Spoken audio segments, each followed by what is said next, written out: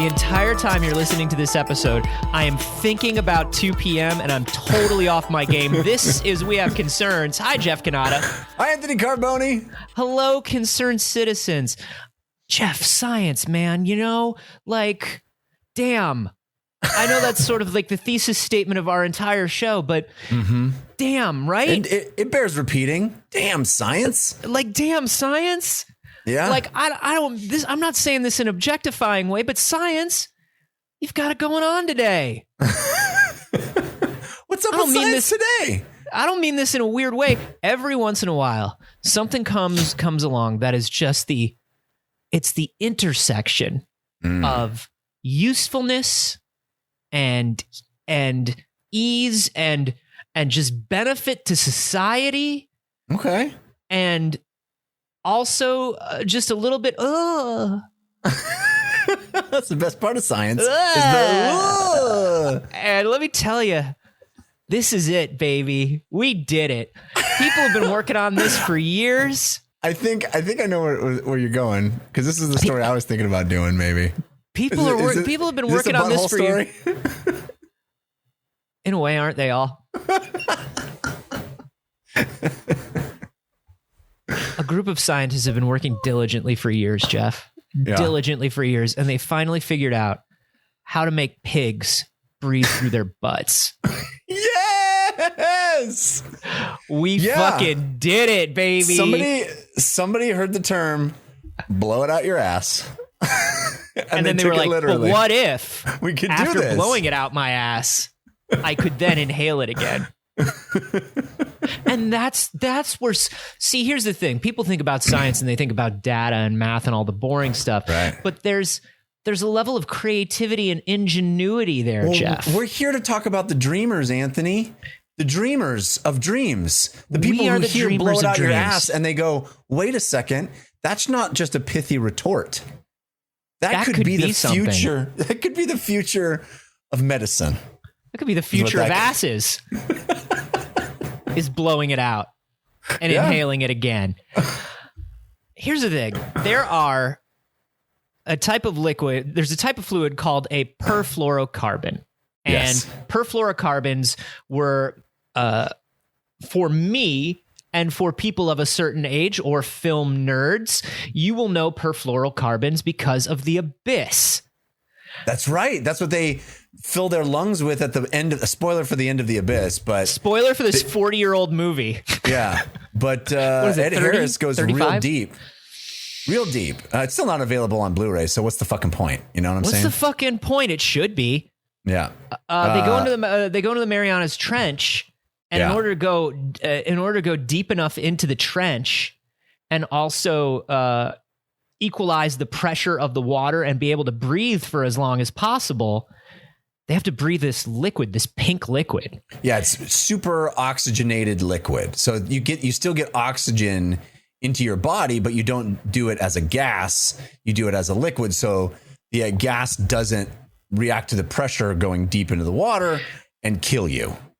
That's the fiction of The Abyss. I think it's based on something real, but I don't think we actually can do that, right? Yeah, it's based on a bunch of theory, right? Because the deeper you go into water, obviously, you've got levels of atmospheric pressure, multiple atmospheres of pressure.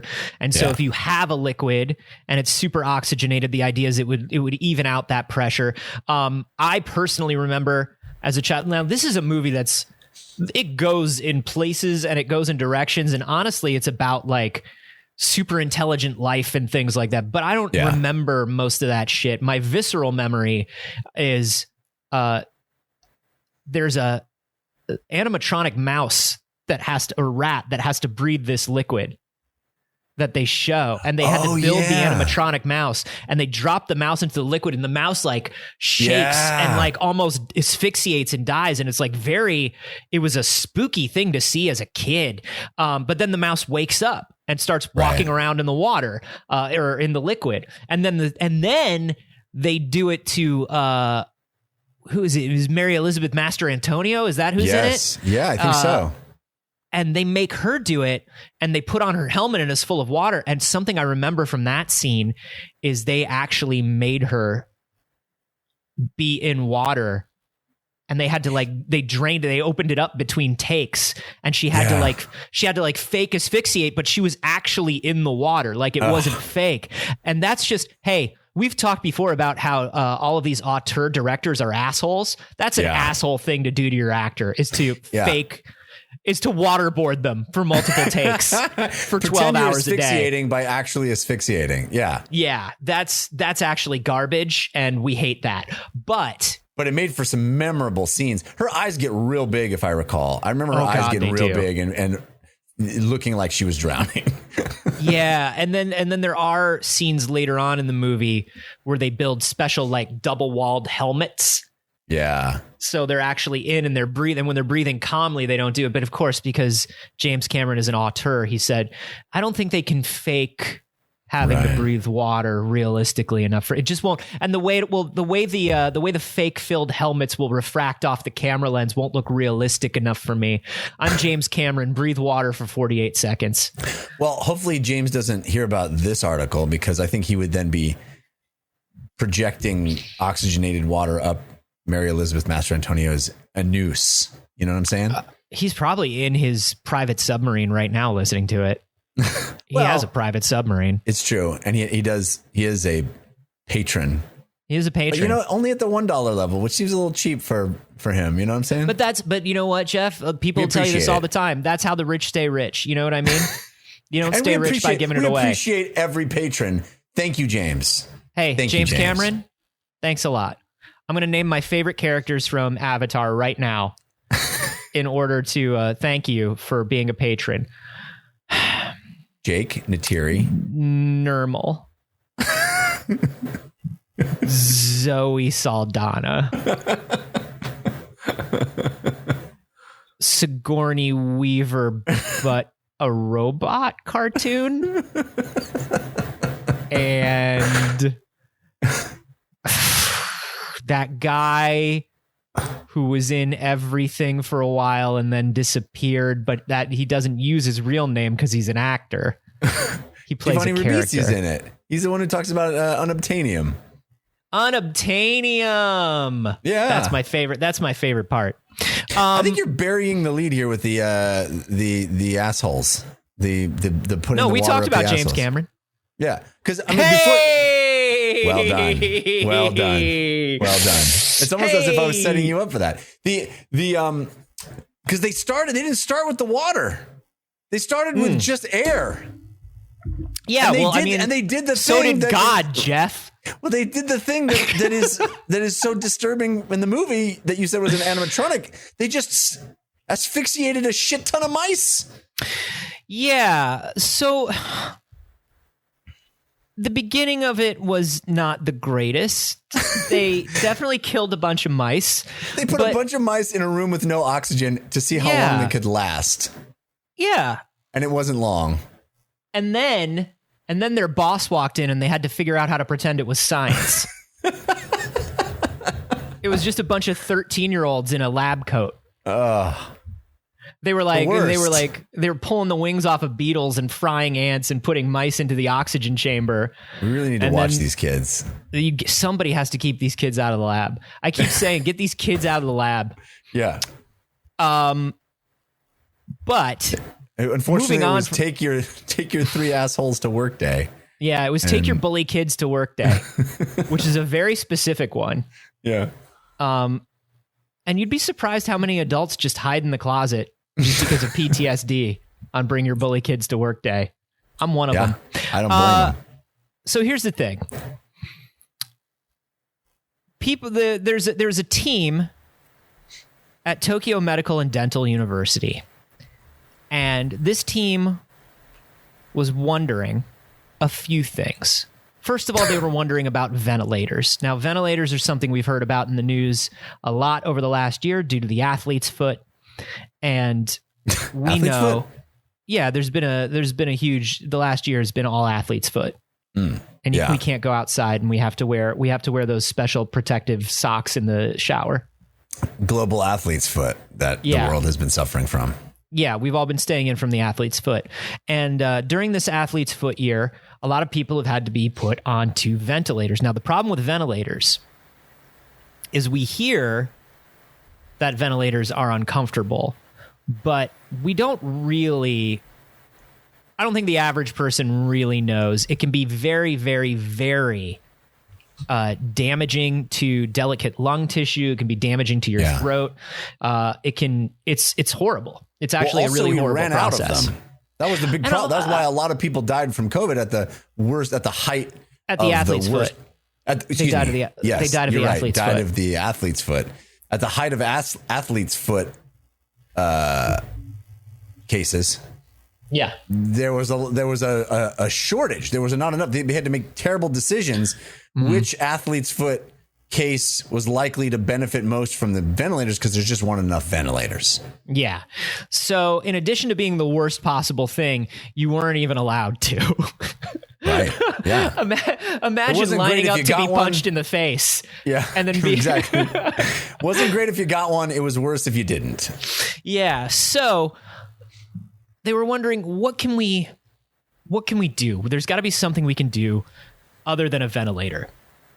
And Takanori Takabe, the head of this team at Tokyo Medical and Dental University, was like, hey, a lot of freshwater fish actually absorb oxygen through their intestines. And in mammals, we've got this membrane that lines our rectum that can absorb stuff. It can absorb compounds into the bloodstream. That's why the kids were all butt chugging things a couple years ago. Exactly. Put it in your butt, because it goes right into your bloodstream. It's super fast. It's super fast. Yeah. You do it with orange soda. Right. And then it's like, woo, that's all that vitamin C. It's also why anal sex can transmit STDs, right? It's the same principle. Oh. Yeah, that makes sense. I mostly just think about butt chugging. Yeah, no, you do. You bring up butt chugging a lot. Let's be honest. Well, as a virgin and a consummate time management aficionado, I think to myself, it's about efficiency. How can I really absorb that orange soda as quickly as possible and also be right with the Lord still? Yeah. Which is why I think about butt chugging and not the anal sex. Now, if this membrane could absorb oxygen, perhaps this would be an easier, better, less damaging way to oxygenate people than giving them a ventilator. Or if their lungs have failed, right? Or if their lungs have failed, they're going to die if they don't get oxygen. Mm-hmm. So is there another hole? Is there another hole? And we already there are medicines that are given rectally. Sure. Because of this absorption. So they took a look at perfluorocarbons, the abyss juice. Boy. They really need to. The marketing people need to seize on that one. Yeah, it's the abyss juice. It's got a double meaning. You know what I'm saying? Yeah. The abyss juice. The abyss juice. Stick it in your abyss. So they were like, okay, if we take these perfluorocarbons, they hold these high levels of oxygen. They're already used to, like you were talking about protecting lungs or collapsed lungs. Perfluorocarbons are sometimes put into the lungs of premature babies to keep the lungs from collapsing, because the babies are still breathing liquid. Yes. Yeah, they're still doing it. Hey, babies, keep doing it. Yes. Yeah. Don't stop. Hey, babies. I just want to stop right there and be like, hey, babies. You're on fire. Keep doing it. If you're listening, you know what, babies? Well done. Keep doing it. Keep it up, babies. So this is already used for premature babies. So they were like, well, it's probably non-toxic. We could probably put it up your abyss. Yeah. And we know that you can't just jump right to human beings, Jeff. Because of laws and ethics and danger. So They decided what's a creature that we can kill a lot of and no one will care? pigs. We do it all the time, pigs. baby. We kill pigs. Not a second goes by we don't kill a pig. You know what I'm saying? The motto of science is: if a mouse is too small, get yourself a pig. Yeah, that's the first rule of science. Yeah, that's what they do. We need to do an experiment. Mouse experiment? No, this is much more important. Too small. Get a gotta pig. move up. For a big important experiment, you need a big important pig. You can't just use a tiny mouse. Mouse is for stupid science. Mouse is 3 kids in a trench coat on bully day. You know what I'm saying? Oh yeah, and we lost a lot of those mice from those bullies. You know, Yeah. so let's So we're running a little short. Yeah. The Honestly, kids, though- thank God the children couldn't carry the pig. Oh god, it would be a much messier cleanup. I'll tell you that. Listen, we're either doing science or a luau today, is what I said. Or both. Or both. They did, I did read the story and they did start with mice, Anthony. They started with mice and they didn't get to the liquid until they had already tried just shooting You oxygen. keep bringing this up. It's disturbing as fuck. That's why. It's disturbing. Do you know how they did it at first, Anthony? They brought the mice It was into a little a room. pipette. They brought the mice into the room It was with a no little pipette, oxygen. and they just. They watched them die. They watched them asphyxiate and die. Yeah. And then they went, okay. Because it now toughens we're them gonna up as scientists. We're going to shoot oxygen up their rectal cavity. Yeah. And see how many pipette. don't die. But guess what, Anthony? Guess what? Oxygen can't just be absorbed through that membrane by itself. No. They had to first abrate the lower intestine, which means they just took fucking razor blades or the equivalent of razor blades and sliced up buttholes of mice Yeah. so that the air could get in. And so they literally like scraped the anal cavity of mice and shot oxygen up their ass and watched. How junior level do you think that part of the job is? That is gotta be the intern. You know what I'm saying? Is that a college credit thing? It just feels like unpaid intern, That Yeah. is. Yeah. Join the magical world of science, they said. Save lives, they said. They went all the way down this road and they found that 75% of the mice survived the low oxygen environment as long as you slice up their assholes and blow oxygen up there. And then only at that point did they go, this isn't going to work for humans. Yeah. No. We're trying to do something that's easier, faster, better. Yeah. This seems More worse efficient. on every level. This is actually a scene from Saw. Is what we're doing. We took the thing that was mildly unpleasant and made it horrifying. Now, once again, it was already horrifying, but we made it horrifying in a different and potentially unneeded way, right? Like, there's no reason to cause trauma to a second part of the body, to a second part of the system, Right. and then they were thinking to themselves. That's the only reason they even got to perfluorocarbons is they were like, well, we got to figure out a way to make this less terrible. Jeff, yeah, that's science, baby. It's iteration. People think. I just didn't want you to leave out that. Do you remember fucking what disgusting part? Do you remember what notorious patent thief Thomas Edison once said?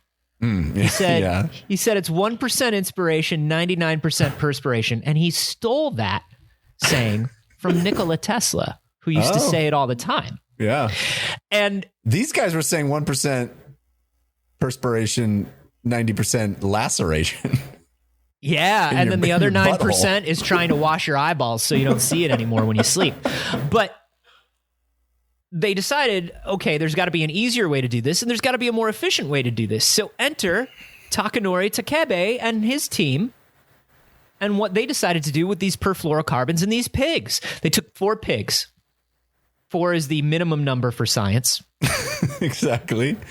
Yeah. And Try to also do- the sort of the cheap Costco equivalent of pigs. Like when you go Well, to they tried to buy a pack of 5 pigs, but a crow just swooped down.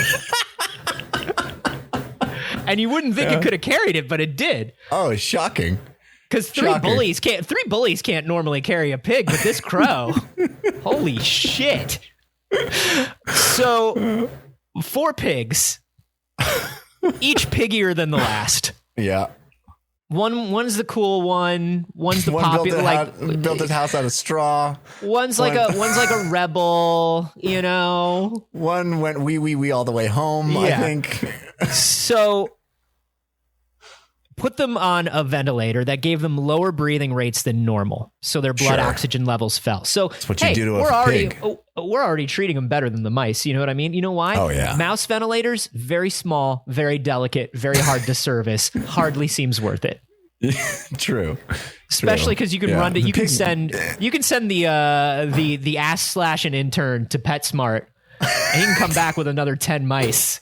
The ass slash an intern. You know, we need a new shirt, and it's the ass slash an intern. I came here to slash asses and do science, and I'm for all college credit.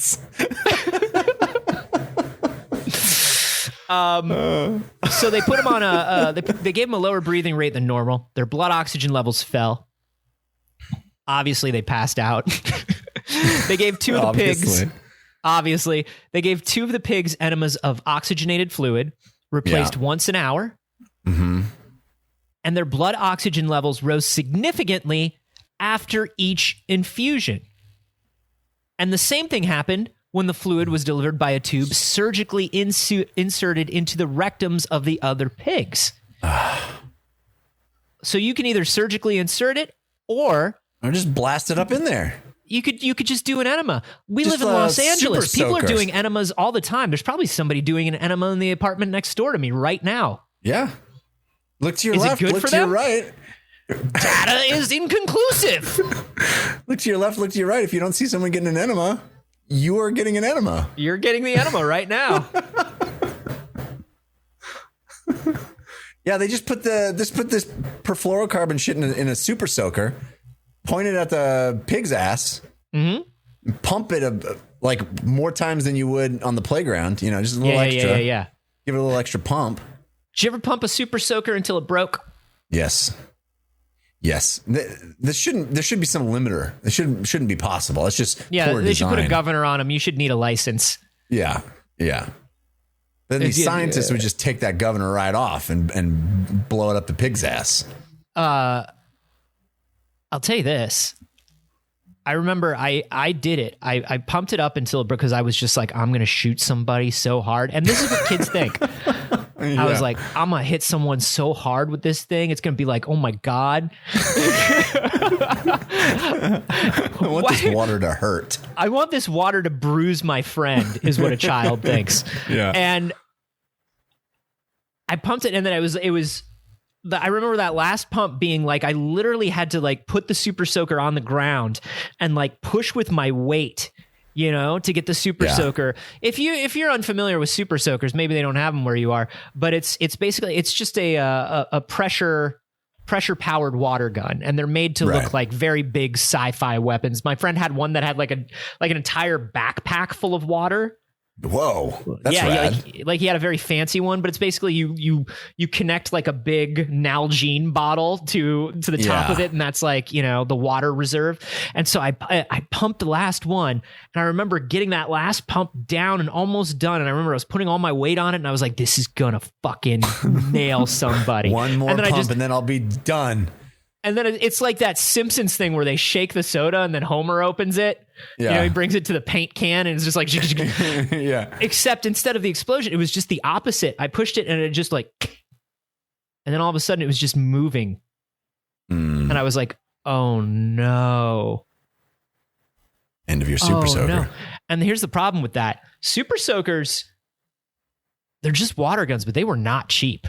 Not cheap. Still, I'm guessing still not cheap. What's the MSRP on a super soaker, I wonder? I'm going to look that up right now. You know, super soaker, like this, their small pump action. Oh my God. You know, looking back on this as an adult. Well, these aren't that expensive. Nobody should have no kid should have a pump action anything. No. I mean, you look at the super soaker Hydra. $25, $15. Super soaker Hydra is $50. The Soakzuka is $39.88. Let me tell you something, Soakzuka. Jeff. That doesn't sound like much, but you can get a pack of 4 water guns at the fucking dollar store. Right. It's true. You know what I mean? But those won't actually injure someone. The Super Soaker, you can point it at an eye, pop that eye right out. You know what I'm saying? If you fill the small water gun with water and then just throw it at somebody, you can hurt them. Look at that the gives it some Soakzuka. heft. Yeah, the Soakzuka, it looks like Splatoon brought to life all this Super Soaker stuff. Yeah. No really kid should does. have this. But anyway, these scientists, they took the Super Soakers and they shoved them up the pig's butt. And it turns out it helps.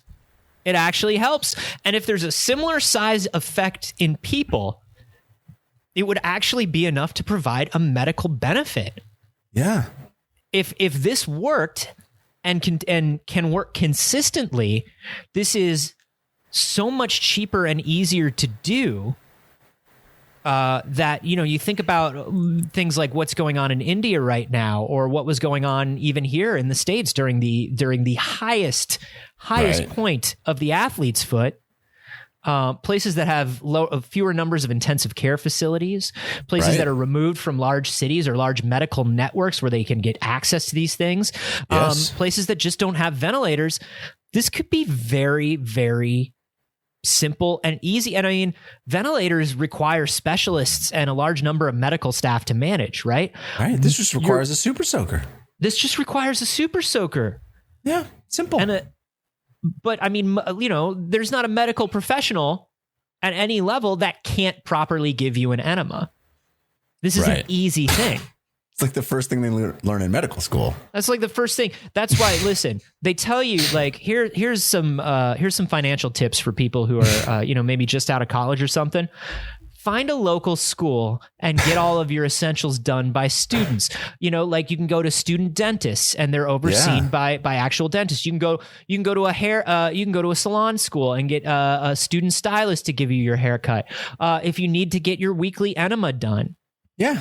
Don't pay go for to an that. enema school. Yeah.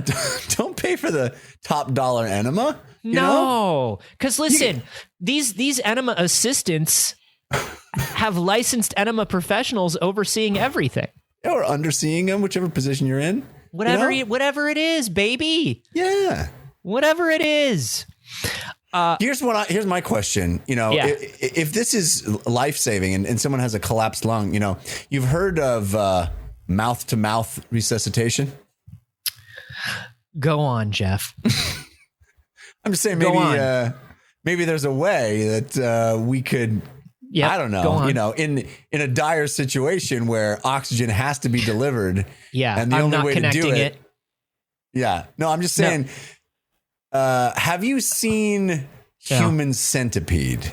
Uh-huh. Go on. Like position. No, I'm 2? going to make you say it. If you want to make the joke, then you say it. If you're so proud of it.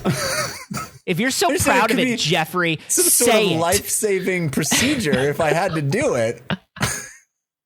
Well, Down on all okay. fours. So this is what's funny though, is this brings up something that's a major concern. A lot of people, they're worried about whether people will be okay with this. Right.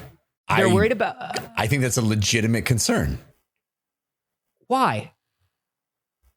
because it doesn't feel great. I don't think it would feel great. It's not something that I'm anticipating liking, but maybe it would be great. I don't know. Hey, Save buddy. your life. Save your life. I guess it's all You're that matters. barely breathing at the time. Yeah. You know what I mean? They're like, hey, we're going to shove this out your butt and you're going to be able to breathe. Sure, great. But they compared it in this article that I'm reading, this New Scientist article, to fecal transplants, which if you remember way back in the golden days when we started this show, we talked a little bit about fecal transplants. Sure, yeah. Where somebody who has intestinal issues with their microbiome can get the feces of another human being with a healthy gut microbiome inserted into them. Yeah. And it can help with things like IBS and Crohn's disease and chronic issues. And at first, it was met with a lot of, ew, gross, no, I'm not going to do that. Yeah. And they're connecting also, this. Well, a lot It different. seems like when a it's weird connection to me to make. I mean, I think there's a connecting point. I think there's there's an inflection point for sure. The connection, the actual area of connection is clear, but is what I mean to say. I think there's a large delta between oxygenated liquid into your rectum and someone else's poop. Yeah. Right? I think there's a big difference. I think there's a weird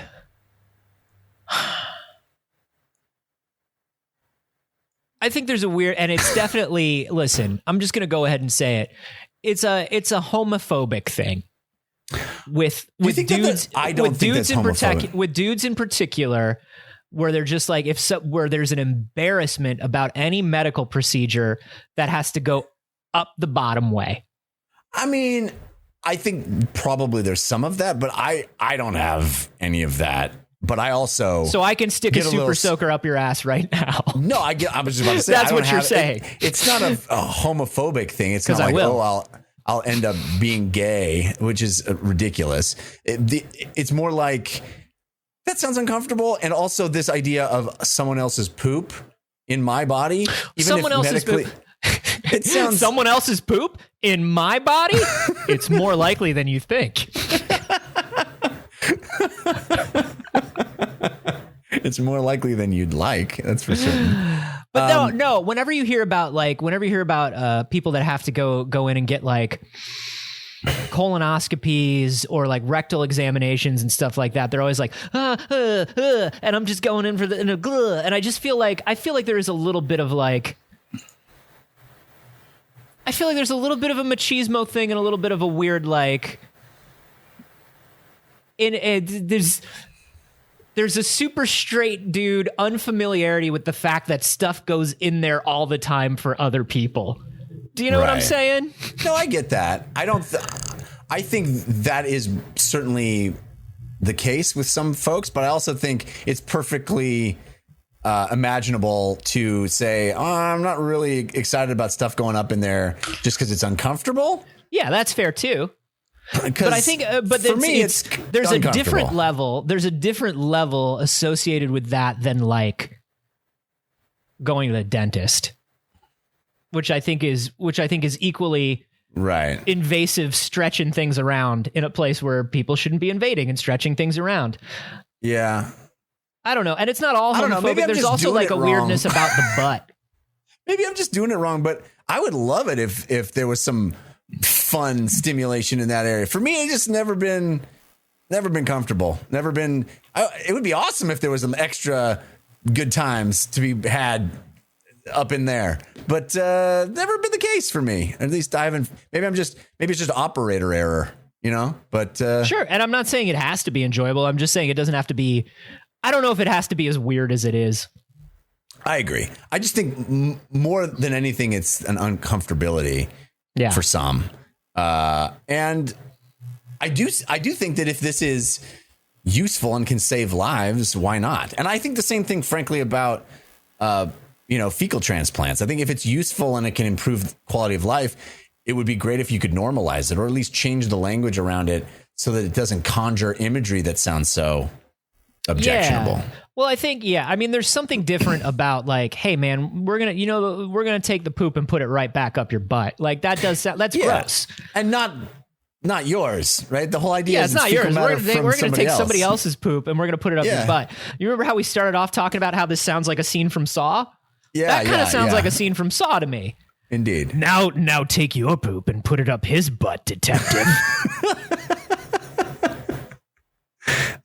Why do I need to do that? Because of torture. Maybe there's a key in there. Oh, a key. Actually, that sounds more uncomfortable. But in the last few years since we started doing this show, there's much less of a stigma around the fecal transplants. They've been more accepted, and obviously there's been more research done, and there's been a larger number of trials done. Right now, the biggest thing that the medical community has to say is that it's one problem is that gut function may be impaired in sick people. In people that are sick enough to need intensive care, which is going to cause you're gonna want to use a ventilator instead, because there's going to be a lot of bad stuff going on in the gut, and it's not going to be super helpful to add more pressure to the gut in that situation. Right. So there's more testing that needs to be done, but I think this is pretty cool, man.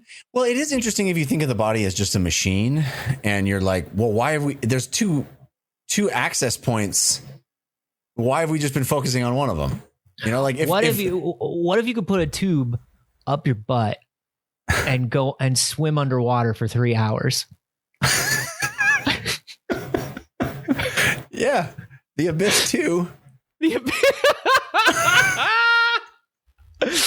Abyss. I'm just saying there are a lot of uses for this thing. That's all. That's all. Anyway, what's Ed Harris doing? This is an award-winning science podcast. We've won multiple awards. Indeed we None have. of them for science. And I think, honestly, after this episode, we're in line for another one. Hey, from your mouth to God's ass, buddy. And if you enjoy this good science, please give us your money. Hey, we would really appreciate your support. You know, you could be like James Cameron and give us $1 a month. That would give you access to the Discord. James doesn't post often, and when he does, it's under a pseudonym. I'll leave it up to you to determine which one it is. But you could go in and hang out. There's a lot of folks that do post a lot. And most of them big Hollywood directors. I mean, it's almost exclusively big Hollywood directors. And again, up to you to sort out who's who based on the names. But the Discord community is vibrant, fun, full of interesting folks. You can see all the stories we didn't pick because we wanted to talk about this but one. There's the Cool Science News channel. All of it available to you for just $1 every month. It's almost no money, but it is enough money for us to actually be supported. You can go up from there too. $3, $5. There's tiers of support all the way up. There's really no upper limit to how much you could give us, and we would appreciate it. Yeah. To find out how to do that, to join the Discord, and to get fun bonuses, extra audio, extra episodes, head to patreon.com/wehaveconcerns. Anthony, I think I've mentioned a couple of times how lately I have become obsessed with Lego. Yeah. My son is into it, which rekindled my interest in it. I've always loved Lego. Always loved Lego. It was one of my favorite toys as a kid. Maybe but having my kids very is favorite such toy. a good excuse to buy Lego, though. Such a good excuse. And the only problem is you have to sit and build the Lego with the kid, who's very slow at Lego. Oh, that is so true. So true. Or when the kid is like putting the Lego in what is clearly the wrong, he's just one notch off according to the instructions. Mm-hmm. And you just want to go, can I just hand it to me? Just give it to me. You're one off. It's not right there, buddy. Not right there. It's not right there. Does that look right to you? Does that look right to you, pal? Let's take a look again. Let's take a look again. It's not like look at the instructions, then look back where you are. No, not right there. Not right there. No, not right there. But you got to let him do it. Not right there. And then 4 steps later, when everything is wrong, you got to let him backtrack and figure it out. Yes. But delightful nonetheless. A process of really finding my way back to Lego. I've gotten obsessed with Lego YouTube videos and websites. Mm-hmm. I'm all about these mocks. I think I told you about these my own creations. They're called mocks. These people who do just extraordinary things with Lego. It's mind blowing. I mean, sculptures and minifig cities and spaceships, and it's just been so much fun. I'm so into Lego. I'm into Lego more now than I was when I was a kid. I love it. So that's great.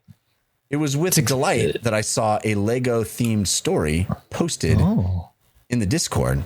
This is not a new article, but it's still one I think is interesting because it attempts to use science to answer a question that I think everybody at one point or another who has played with Lego has asked themselves. And that is, we find the secret to immortality. Yeah, you know, you're playing with Lego and you're like, I never want to age. I never want to die. I want to put together Lego for the rest of my life. Yeah, it's going to take me at least a month to do this Millennium Falcon. Exactly. And I've seen how many Lego sets there are. I can't die until I finish them all. How do I accomplish that? So the story is about immortality. No. Cool.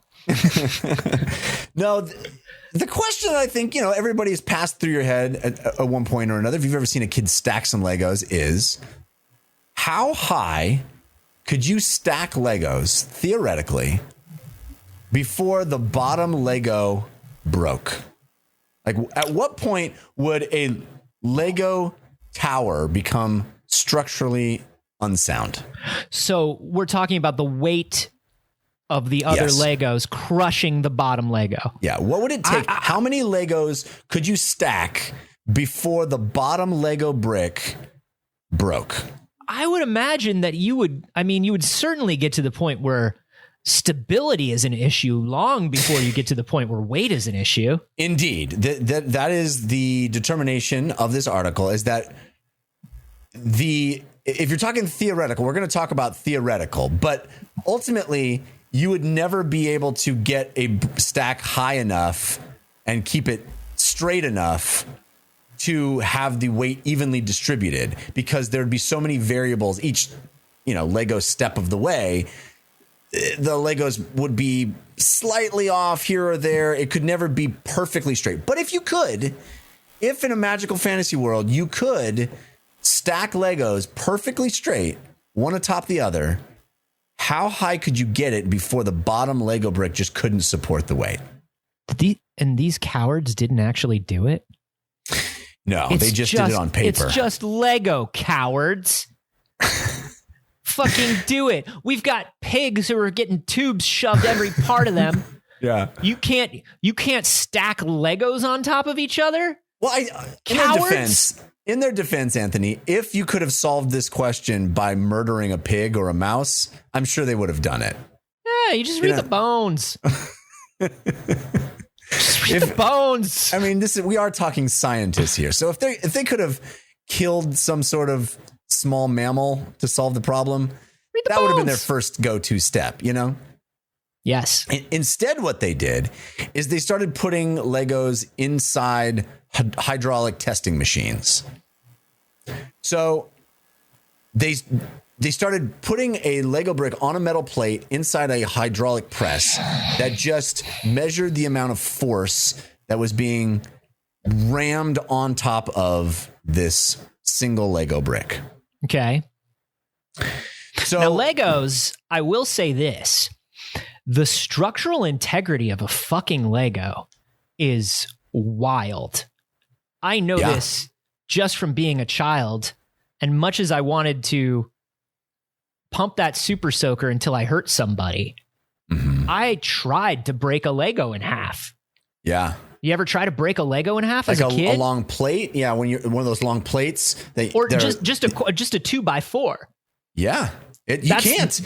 They're exceedingly well made, too. Yeah. And the fact that every Lego since the 60s or 50s fits with every Lego now, it's like, that's an extraordinary accomplishment in and of itself. Like, in what other industry is something compatible?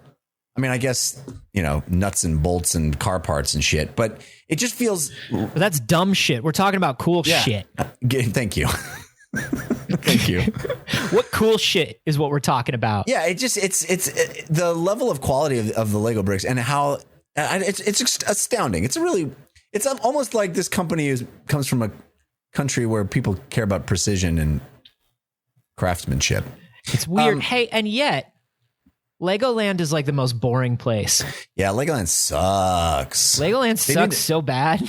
They need to make an actual cool Legoland. They got to do something, man. You would think that you would get there and you would be like, "Oh my god, the most giant Lego sculptures." It's honestly only cool for about 3 minutes. It's not as cool as any given Lego website. That's the issue. It seems like the minimum bar, It seems like the lowest bar. If you're going to have a Lego land, it's got to be as cool as like the lamest Lego website. And this is a life-size cowboy. I don't give a shit, man. Yeah, exactly. I couldn't give less of a shit, Legoland. You got to do something here. I can see that shit anywhere. There are Lego stores now that have that shit. You got to give me something. I want it to move. I want it to do something. I want it to be functional. I want it to be. You got to Legoland. Up your fucking game. Talk to me. Call us. Anthony and I could design your park. Oh no. Legoland. Oh no. The only thing that I can do with Lego, and I think I've told you this before, is I would sit down with very big plans, and then the only thing I can do with a Lego, flat plane, slanted boy in the front, flat boys on the side, wheels, 2 flat planes on the top. It's a flying car. Oh, flying car. That's good. That's a good start. I gotta designing Legos on my own, and it's an embarrassment to me, and it has always been an embarrassment to me because I was an art student and I was an illustrator and all this stuff. I sit down with Legos and I can't build shit, dog. I gotta turn you on to some of these YouTube channels I watch, man. They got tips and tricks, techniques, building secrets. You know the fundamentals now. Dude, I'm all about them. I'm all about these. They talk about legal and illegal building techniques. There's a whole branch of illegal building techniques. Shit illegal building technique. Oh, dude, it's incredible. Why what is it people illegal? do. Tell me one thing that's illegal in Lego and why. It's because it's not actually structurally sound. But there's a whole lot of ways to create effects where they'll take a brick and turn like a 1x2 and turn it on its side so the flat smooth side is up, and then like squeeze it between other things so that you're only seeing the flat smooth sides. Yeah, there's a lot of really cool stuff. That's illegal? Well, the squeezing between the not actually connecting the Lego dots, the connection points, is frowned upon among certain sects of the Lego community. Get over your shit, Lego community. How dare you? This is why Legoland is boring. They're obeying laws, they're obeying rules that aren't even law. They're pedantic. They're pedantic, and all you wind up with is a big cowboy. It's boring as shit. Legally, in Lego building, all you're allowed to build is a big cowboy. Yeah, that's the only legal thing is a cowboy. Does it have a hat? It That's fucking illegal. Sucks.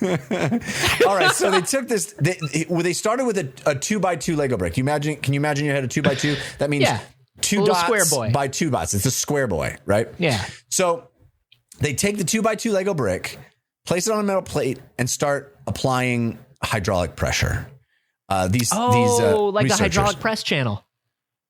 Yes, like that. Like the hydraulic press channel. Okay. So these guys, safety goggles on, they think this thing's going to snap, and they start applying more and more pressure. They finally reach 3,500 newtons of force, which is the equivalent of having 770 pounds sitting on top of the brick, which is more than a third of a ton. Lego brick's fine, doing fine, hanging out, no problem. Hell yeah, it is. 2x2 Lego brick, no problem. Force climbs up to 4,000 newtons. Yeah. Nothing. Yeah. Keep going. As it goes up, the Lego brick never breaks. All it does, Anthony, is melt. Because of the heat from the, It gets to the point where it collapses like cheese. It squishes. It never breaks. Jeffrey. Yeah. What do they say is the equivalent height of this tower to make the Lego melt? Okay, so basically the average maximum force that the bricks can stand before they melt, before they just squish, is 4,240 newtons, which is the equivalent of 950 pounds on top of it. But what's the height?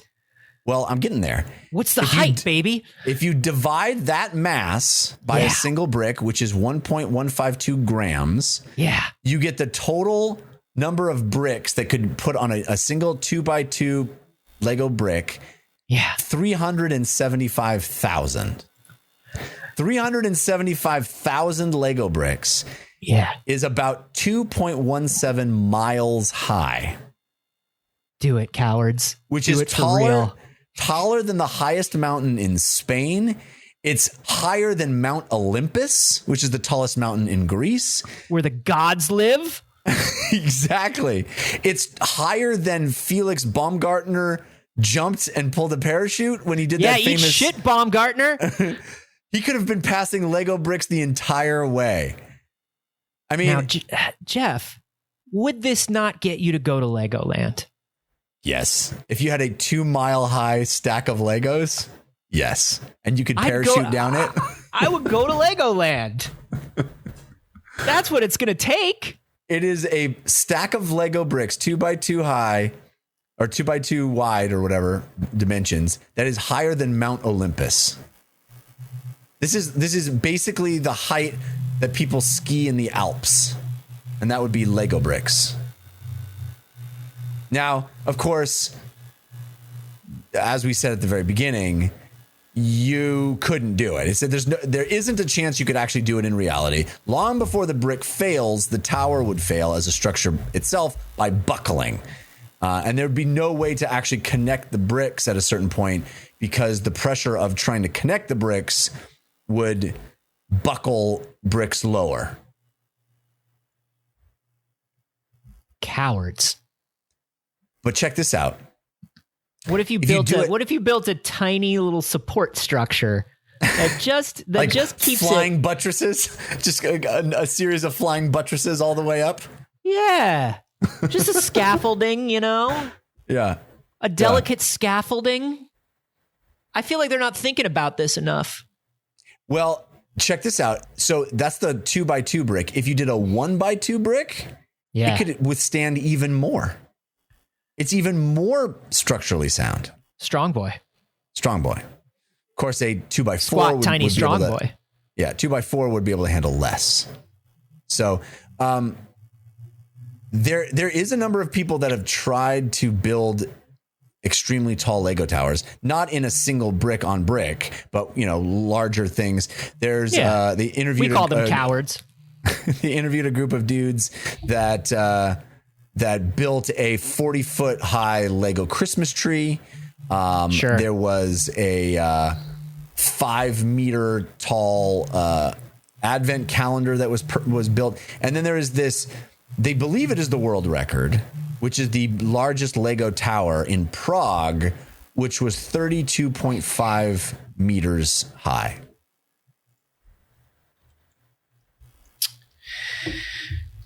That's pretty impressive, I guess.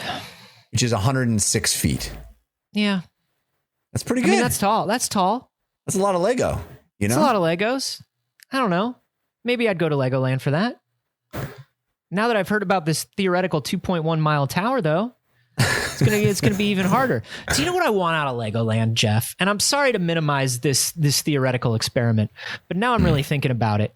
Yeah. Do you know what I want out of Legoland? What? They need a boat ride that everything is made of Lego and is like mildly animatronic. I want it to be the It's a Small World, or maybe more like the Pirates of the Caribbean of Lego ride.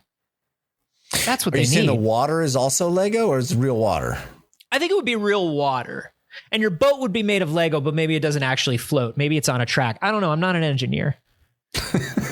What would it take to get you to go to Legoland willingly? Other than your kid going, because I understand you're a father now and your kid's going to look up at you with puppy dog eyes and go, I want to go to Legoland. And then I'm you're definitely trapped. going to Legoland, even though I know it's going to be a letdown for me. Yeah, it's garbage.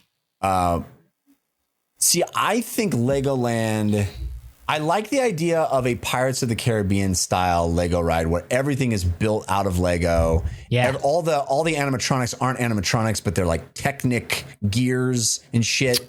It's all. See, this is the power of brainstorming. I forgot about Technic. So here you go, Anthony. Here's how the ride works, right? You get on the boat thing. Yeah. And you go through the tunnel and you see all the amazing Lego things, and they're moving and they're singing and they're welcome to our world of Lego. And then those are placeholder lyrics for anybody listening. Right. No, that's not final. Yeah. And then you loop around, and the back side of the ride is literally seeing the backside of all those displays, but they're like cutaways, and you see all the moving Technic parts that created the magic. Now, Jeff, putting my Imagineering hat on. Yeah. As you know, I have met an Imagineer, so I am qualified to talk about theme park design now. Yeah. What I'm thinking is, and I love seeing the backside of the ride, but Jeff, we can funnel more people through, more people per hour, if the backside of the ride is actually the queue. Oh, well, but see, I feel like I think you want to see the, the completed beautiful thing, and then reveal the backside. Okay, so what if you do this? You get off the ride, and then the way out, the exit is the ride, because then people can stop if they want to, but you're not slowing down the flow of boats in the water. I like that. I like it. That works for me. And then people can go to like their favorite part of the ride, and they can really see how it works. They can take the time to look at it.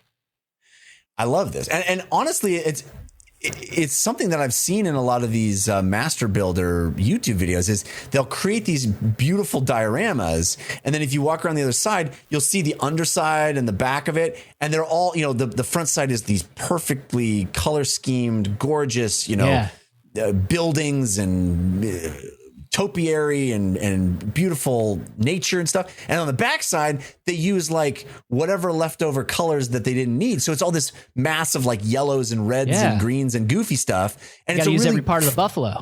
Exactly. And so it's a really fun juxtaposition of like this perfect vision of the scene. And then the back is like this mishmash of crazy, behind the scenes stuff.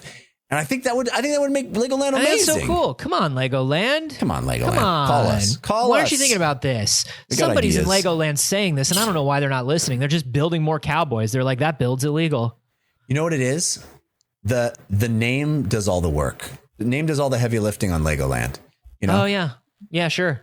It's a classic overpromise, underdeliver type of a situation. But does it? Because you're not getting you can't be getting very many repeat visitors to Legoland at this point. Disneyland, sure. Disneyland, the name does a lot of the work too, but Disneyland is also a very impressive theme park. You want to get those season passes. Yeah, your Legoland could be doing a lot better if that actually, delivered the experience that everybody would want. But that's all I'm saying. You said it yourself. My kid's going to beg to go to Legoland. But all just he knows once, is it's a land of Lego. Just once, your kids are going to want to go to Disney all the time. That's true. That's all I'm saying. No, you're right. Well, man, I wish Legoland was better. Have you ever seen those? Have you ever seen those? The people who work like exposed bits of Lego into their homes, where like they'll have a wall and they'll have like a tiny cutout in the wall. Yes. Where it's like it looks like the house is built of Lego. Like if you tore away the stucco, it would all be Lego. So awesome. Or and it looks like there's like a little world in there, Yeah, sometimes they'll do like little dioramas, like a smaller version of the house, or like a small little like magical land. Like so that rad. Shit's cool. I love that. Yeah, Legoland should be all about that stuff. There should be just like little hidden bits of that all throughout Legoland. When you go to get your snacks, the concession stand should have that shit. I bet they only have like hot dogs and shit. Do they have any Lego themed snacks? What would be a Lego themed snack? I don't know. I'm not an engineer. I'm not a chef. I don't know, but shouldn't they have Lego themed snacks? Yeah, they should. There should be like yellow do you know what the buns of the burgers should interlock? Like if you put two burgers on top of each other, you get sliders. Yes. You get 3 sliders, but the bread of the sliders are baked so they hook in together. Oh, and that seems like an easy. You get like a waffle iron, but you cast it into Lego shape. Yeah. Does Legoland have that? Come on, Legoland. I'll tell you what else. I'm also looking at Legoland, like what's up in Legoland. You can't even get beer at Legoland. Can you get beer at Disneyland? You can get beer at California Adventure. California, yeah. I don't think you can get beer at Disneyland, though. I don't think beer at Legoland is a same shit, must-have. dude. Same shit, dude. It's a 2-minute monorail ride. Have a beer and then go on space, but no one's gonna stop you. They don't have a breathalyzer on the monorail. Someone else is running that shit. Yeah, you're right. I want to do more with Lego. Dude, welcome to my world of Lego, as I sang. By the way, I should mention that Fneri, I guess, Phneri is who submitted this story on the Discord. Thank you, Fneri. Hey, thanks, Fneri. Thank you for that. Thank you for making me think about Legoland and think about Legos. The best. I want more Legos. Can I tell you? When we did the Mando Monday this year, there's a Lego Razor Crest, and part of the thing that I do on on the Mando Mondays, I show off all the new Mandalorian stuff. Yeah, and they were like, "We're sending a Lego Razor Crest to your house." And I was like, "Oh, that's so exciting!" And then I thought about it, and I was like, "Oh, wait." And the next day, there was a knock on my door, and I opened it, and there was a woman holding like this flat box, and she was like, "Are you Anthony?" And I was like she's holding it looks like a cake box that she's holding, and I'm like, she's like, "Are you Anthony?" I'm like, "Yeah." You're from Disney Consumer, yeah, aren't you? And she's like, "Yeah, here you go." And I take it, it's like a fully assembled Razor Crest. Oh, you didn't get to build it? No, because you have to be able to show it off. And they're like, what are they going to try to make me build a Razor Crest the night before? I would have. That's a bummer. I mean, that's cool that they had some unpaid intern build your Razor Crest for you. What's the coolest Lego thing you guys have made? Check this out. All right.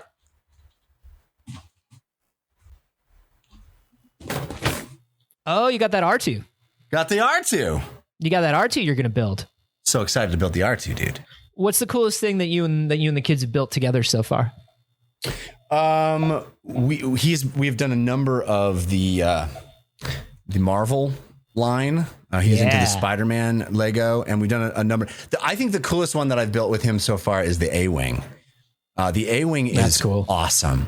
Do you know how the A-Wing, if you can imagine in your head, you know how the fins on the engines are slightly tilted? Yes. With Lego, it's really difficult to do non-90 degree angles, Mm-hmm. And it's so brilliant how they figured out a way to make that accurate with the A-Wing. Like each of the engines is its own part that's plugged into a hole and then offset just slightly. It's so brilliant. Some of the building techniques in that one are really, really great. God, Legos rule so hard. I'm sorry, Lego bricks rule so hard. I'm sorry. Yeah. Hey, you want to talk about how to fix Legoland? You want to talk about Legos in general? Why don't you come join us on the Discord? Yeah.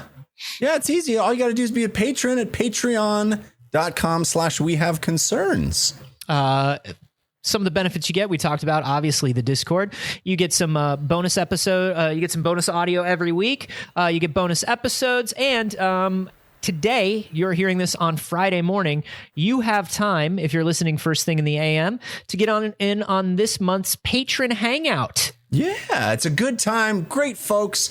And it's Anthony and myself hanging out, chit-chatting. Maybe, who knows? Maybe we'll redesign Legoland right there with you live. Who knows? We'll do it. Maybe we'll fix all the world's problems right there on that patron hangout. Any patron hangout can be the one where we solve the world's problems, and you're going to feel like an idiot if you're not there. I mean, none of them yet, but who knows? It could be any of them. We got to credit everybody involved when we get that Nobel, and if you're not there, you don't want to miss that. You don't want to miss that just for the Nobel credit alone. Patreon.com/wehaveconcerns.